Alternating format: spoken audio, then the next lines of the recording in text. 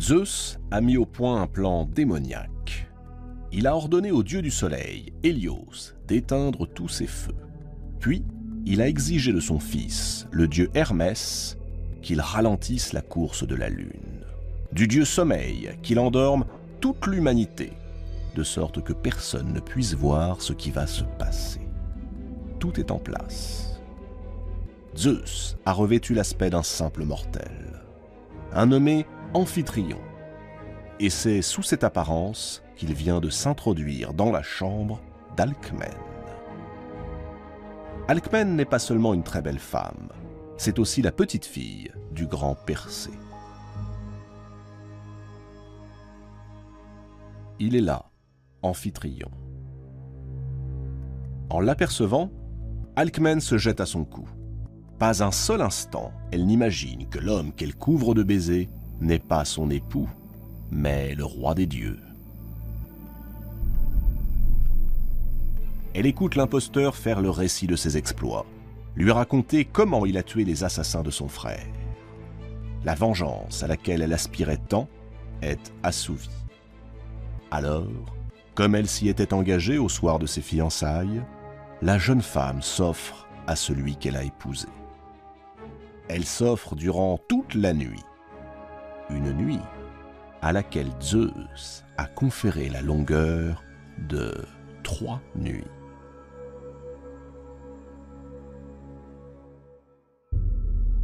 L'aube s'est levée. Hélios a rallumé ses feux. Le roi de l'Olympe regagne alors son palais, là-haut, par-delà les nuages. Il était temps, car voici qu'Amphitryon, le vrai, est de retour chez lui.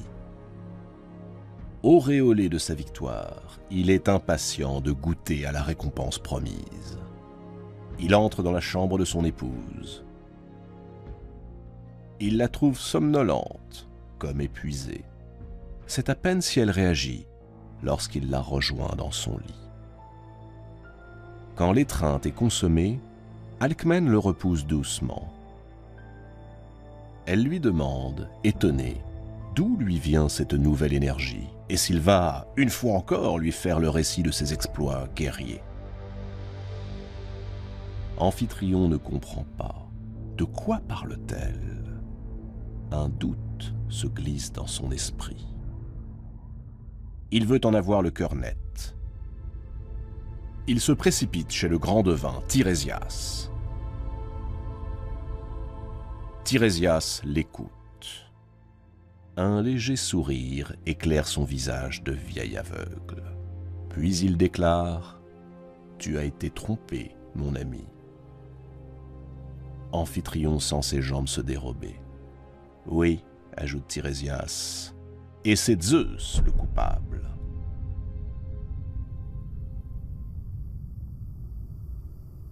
9 mois s'écoulent. Alcmène est sur le point d'accoucher. Sur l'Olympe, Zeus a bien du mal à cacher son impatience. Il a déjà trouvé un nom à cet enfant, descendant du grand Persée. Il s'appellera Héraclès, ce qui signifie la gloire d'Héra. Héra, c'est le nom de l'épouse légitime de Zeus. En choisissant d'appeler ainsi l'enfant qui va naître, Zeus, qui connaît le caractère irascible et jaloux de son épouse, espère la duper, s'attirer ses bonnes grâces. Curieusement, la réaction d'Héra n'est pas celle que Zeus craignait. Impassible, elle déclare à son époux « Jure-moi que le premier enfant qui naîtra en droite ligne du grand Persée sera roi. » Zeus fronce les sourcils. Il redoute le piège. Il connaît bien son épouse. Il sait combien elle est revancharde. N'a-t-elle pas osé un jour fomenter une révolte contre lui? Pourtant, tout excité par la naissance proche de ce fils dont il sait qu'il possédera des pouvoirs extraordinaires, il prête serment. Alors, Héra quitte l'Olympe et se rend en toute hâte à Argos. Là-bas, la cousine d'Alcmène, est elle aussi enceinte. Par un des sortilèges dont elle a le secret, Héra provoque son accouchement prématuré. Elle vient de piéger Zeus. En effet, s'il veut tenir sa parole et donner le pouvoir au premier descendant de Persée, eh bien ce n'est plus Héraclès qu'il doit asseoir sur le trône, mais son cousin, Eurysthée, qui vient de naître. Zeus est furieux, désemparé. Les pensées les plus noires se bousculent dans sa tête. Héra, elle, rit encore du méchant tour qu'elle vient de jouer à Zeus. Mais elle ne s'estime pas suffisamment vengée. À peine Héraclès vient-il de naître qu'elle envoie 2 maléfiques serpents dans sa chambre. Elle compte bien en finir pendant son sommeil. Ce jour-là, Héraclès va découvrir sa fabuleuse puissance. Réveillé par le sifflement des vipères, il bondit hors de sa couche, s'empare à main nue des 2 reptiles et les étrangle.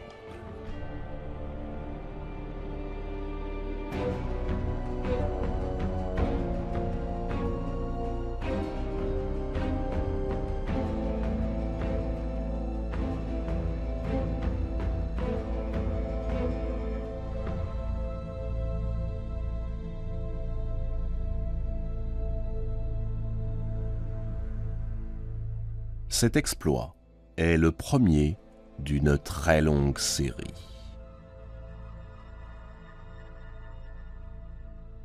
Héraclès grandit. Il a atteint une taille impressionnante. Il est doué d'une force musculaire exceptionnelle, comme jamais on en a vu sur Terre. Zeus lui a donné les meilleurs maîtres. Mais l'élève n'est guère docile. Un jour que son professeur de musique veut le punir pour son insolence, Héraclès s'emporte, saisit sa lyre et lui assène un tel coup qu'il le tue. Ce caractère emporté ne rassure guère Alcmène et Amphitryon, à qui Zeus a fini par révéler les origines de l'enfant et qui ont accepté de l'élever comme leur fils.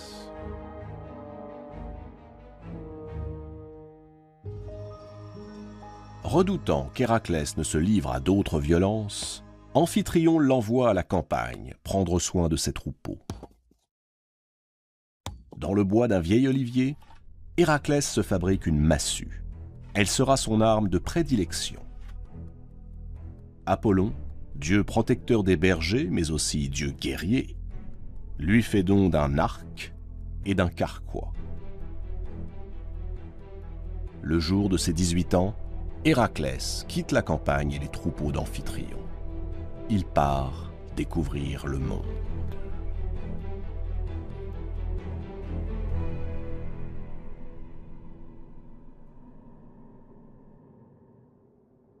Bientôt, Héraclès tombe amoureux. Il s'agit de la fille du roi de Thèbes. Elle s'appelle Mégare. Pour la séduire, il débarrasse la ville des bandits et des brigands qui la menacent, et il restaure l'autorité du roi. Mégare devient son épouse. Elle lui donnera pas moins de 8 enfants. Héraclès est comblé, assagi. Le voilà maintenant père, marié à la fille d'un roi, promis à la succession au trône. Il n'imagine pas un seul instant que là-haut, par-delà les nuages, Héra n'a pas désarmé. Durant tout ce temps, elle a guetté le moment propice pour se venger.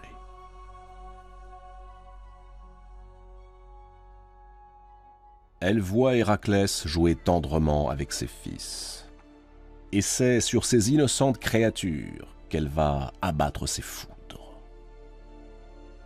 Héra frappe Héraclès de folie.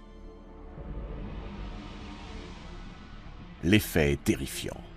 Pris de démence, en proie à d'horribles hallucinations, le héros commet alors le pire de tous les crimes. Il confond ses enfants avec des bêtes sauvages, se précipite sur eux et les massacre, l'un après l'autre.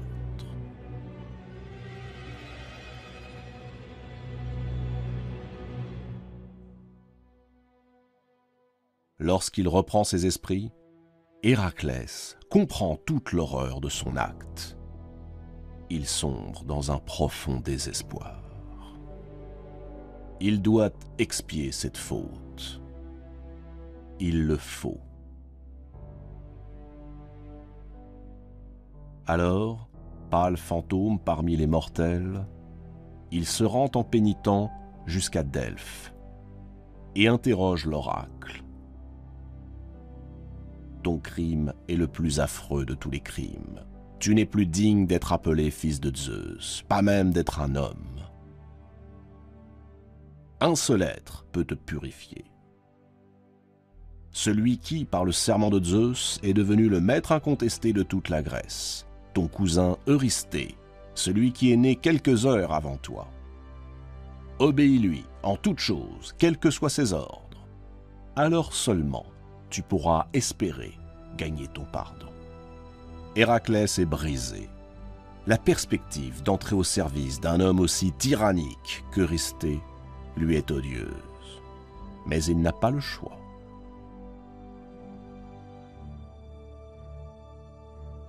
Lorsqu'il arrive devant son cousin, celui-ci le toise d'un air méprisant. Trop content de voir le grand Héraclès à ses pieds tel un esclave, il lui indique à quel prix il obtiendra sa purification. Il devra réaliser 12 travaux. 12 travaux réputés impossibles. Et lorsqu'il en dresse l'inventaire, inspiré par l'inflexible Héra, même les vieilles pierres du palais frémissent de terreur. C'est ainsi que le rideau se lève sur les plus fabuleux exploits jamais accomplis par un mortel.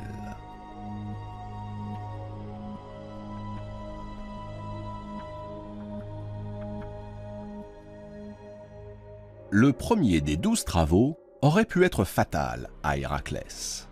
Il s'agit de venir à bout d'un animal monstrueux, fruit des amours de créatures infernales.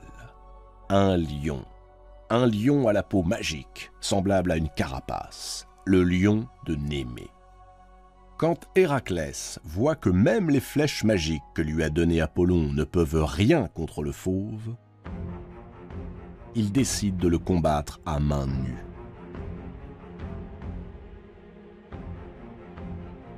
Il parvient à lui broyer la nuque. Puis il le dépaisse avec soin, et de ce cuir plus dur que le fer, il se fabrique un casque et une armure impénétrables. Et c'est paré de la sorte qu'il revient à la cour d'Eurysthée.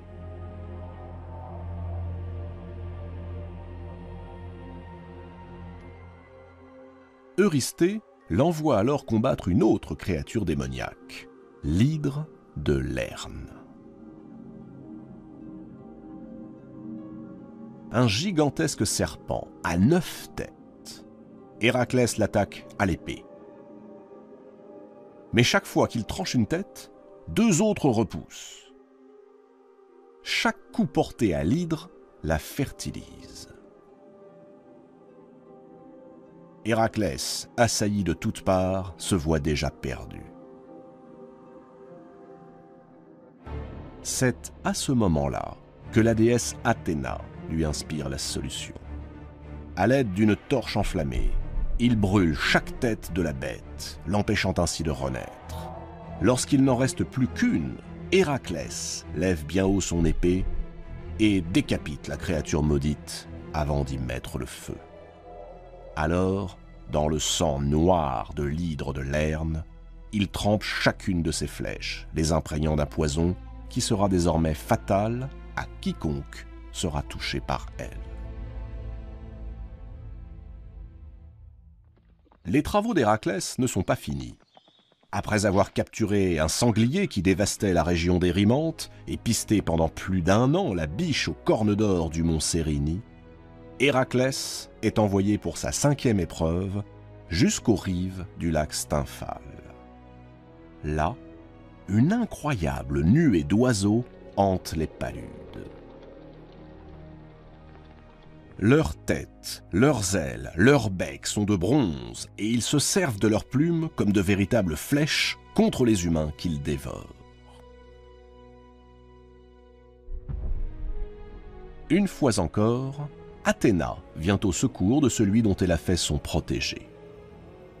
Elle lui confie un instrument jusque-là méconnu, une paire de cymbales en airain. Lorsqu'Héraclès les fait claquer, leur son étrange épouvante les oiseaux, qui se dispersent suffisamment pour que le colosse, bandant son arc, les crible un par un de ses flèches empoisonnées.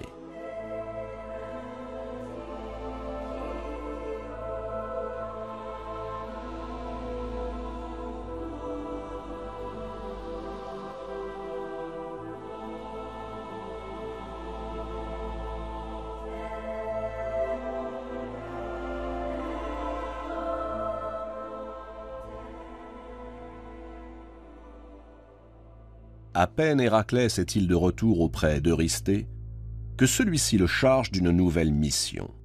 Il doit s'emparer du troupeau que possède Gérion. Gérion est un monstre à 3 corps. Il est considéré comme l'homme le plus fort du monde. Il règne sur une contrée du bout du monde, là où 2 terres se font face et ne sont séparées que par un détroit.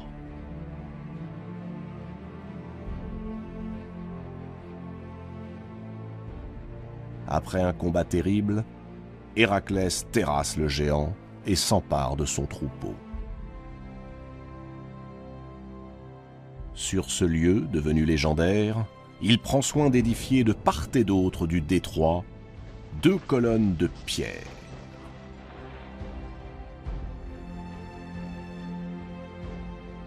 On les nommera plus tard les colonnes d'Héraclès. Et dans le langage commun, les colonnes d'Hercule.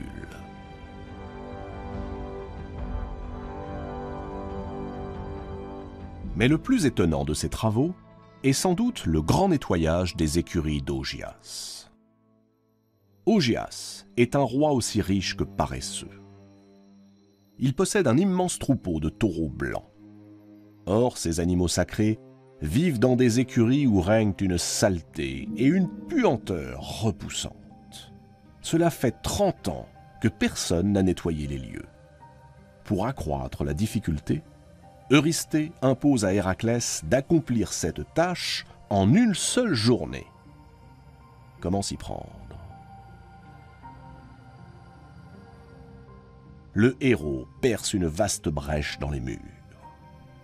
Puis il détourne le cours des 2 fleuves voisins.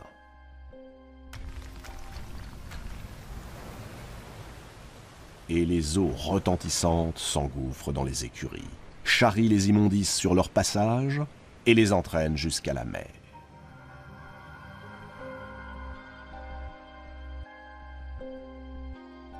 Il y eut encore la capture du taureau blanc de Minos et celle des juments de Diomède.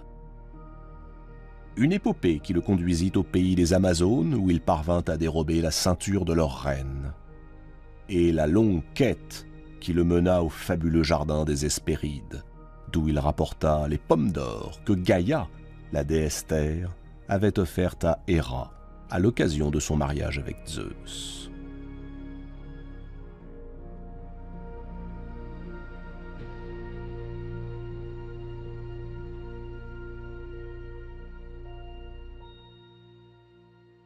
Mais l'épreuve la plus terrifiante est sans conteste la dernière. Héraclès doit maintenant se rendre au fin fond du royaume des morts, au bout de l'enfer, et ramener sur terre Cerbère, le chien tricéphale à queue de dragon, gardien des portes du monde souterrain. Conseillé par Athéna, mais aussi par Hermès, Héraclès s'engage dans les ténèbres. Il franchit le Styx et arrive devant Hadès, le maître des enfers. Héraclès demande qu'on lui livre Cerbère. Hadès accepte, mais il pose une condition, qu'Héraclès parvienne à maîtriser l'animal sans avoir recours ni à sa massue, ni à ses flèches empoisonnées. On ne sait exactement ce qui advint ce jour-là sur les rives abruptes du Styx. Nul ne revint jamais pour le raconter, et les deux combattants eux-mêmes gardèrent le silence. Cerbère fut-il dompté par la force d'Héraclès, ou bien s'inclina-t-il devant le courage et l'abnégation avec lesquels ce simple mortel rachetait son crime d'antan? Toujours est-il que le cousin d'Héraclès, le perfide Eurysthée, qui depuis le début orchestre ses 12 travaux, est épouvanté par l'effroyable vision. Devant lui se tiennent, bien vivant, le vaillant Héraclès, et à ses pieds, le chien Cerbère, cauchemar des mortels, le col enchaîné et le regard fulgurant.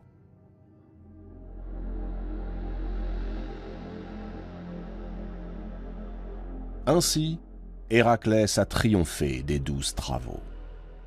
Il est désormais purifié. Mais vient le jour où Héra assène le coup fatal à son ennemi. Héraclès vient d'épouser la ravissante Déjanie. Alors que le couple traverse un fleuve, une crue soudaine leur barre la route. Héraclès est bon nageur, mais il ne peut à la fois défier les cataractes bouillonnantes et porter Déjanire sur ses épaules. C'est alors que surgit un centaure, Nessus. Il propose de charger la jeune femme sur son échine, tandis qu'Héraclès rejoindra par lui-même l'autre rive. Héraclès accepte. Le centaure est le premier sur l'autre berge. Lorsque Héraclès y pose le pied, il entend les cris de Déjanire. Nessus, gesticulant en tous sens, tente de violer la jeune femme.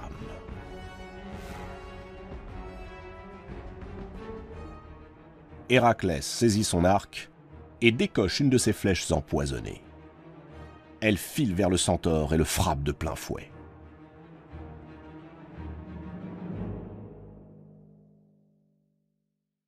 Se voyant mourir, le centaure Nessus défait sa tunique et la tend à Déjanire dans un ultime soupir. « Me voilà bien puni, mais que ma mort au moins te soit profitable. Prends cette tunique, trempe-la dans mon sang et offre-la à ton époux. Elle stimulera à jamais son amour pour toi. » Déjanire fait exactement ce que lui a conseillé le centaure.